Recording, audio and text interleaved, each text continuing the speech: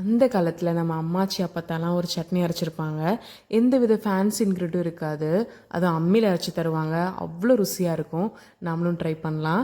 ஒரு சட்டியில் எண்ணெய் ஊற்றுங்க. 4 பட்டை வத்தல், 3 பழுத்த தக்காளி 2ஆக கட் பண்ணி இந்த மாதிரி எண்ணெய்க்குள்ளே கவுத்தி கவுத்தி வச்சுக்கோங்க. இது கூட 4 பூண்டு பல், இதுக்கப்புறம் 2 பெரிய வெங்காயம் நல்லா ரஃப்பாக சாப் பண்ணி மேலே போட்டுக்கோங்க. சின்ன வெங்காயம் வேணாலும் ஆட் பண்ணிக்கலாம். மேலால் மூடி போடுங்க. கிண்டிலாம் வளர வேணாம்.